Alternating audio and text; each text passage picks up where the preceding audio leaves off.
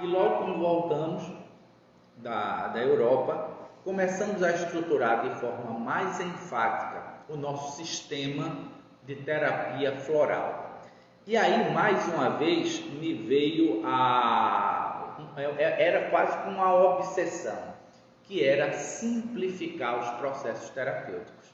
Na terapia floral, já tinha feito formação nos florais da Califórnia, nos florais do Alasca, já tinha estudado os florais nordestinos, e há 13 anos eu já estudava alquimia com os florais do sistema, na época Labor-Civ, e posteriormente o sistema Joel Aleixo.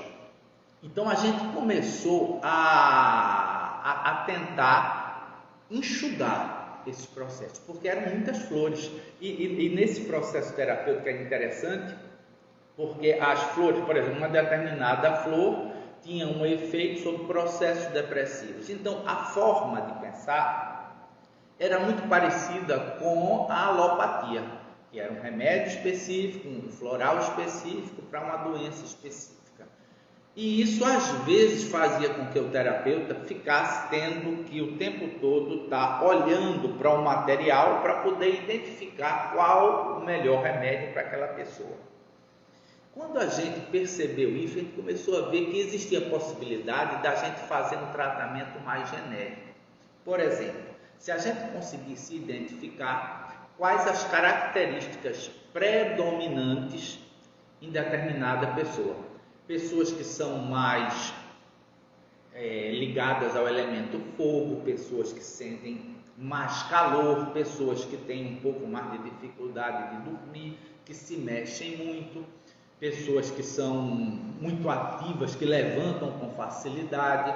Outras pessoas têm deficiência, por exemplo, do elemento ar, ou seja, têm dificuldade de ter compreensão, dificuldade de entender as coisas, dificuldade de compreender tudo que não é material, dificuldade de entender os aspectos espirituais.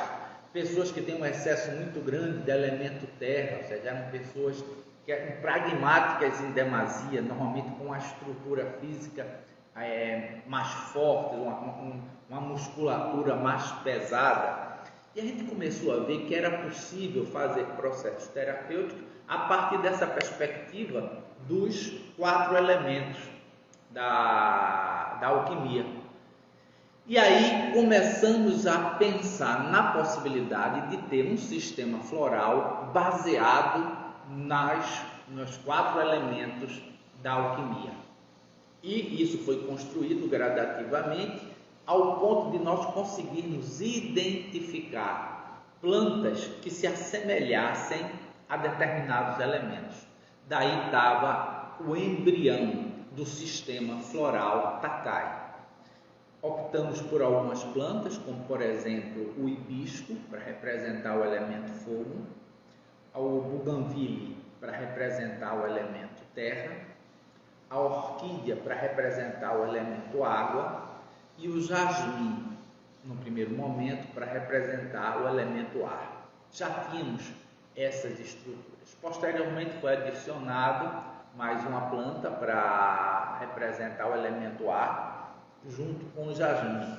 E aí, nessa época, começamos a verificar como poderíamos trabalhar a confecção desse floral. Existia a perspectiva dos florais de Bach, onde se fazia a fixação da alma da planta, vamos dizer assim, da energia da planta, da frequência da planta num líquido a partir da energia solar.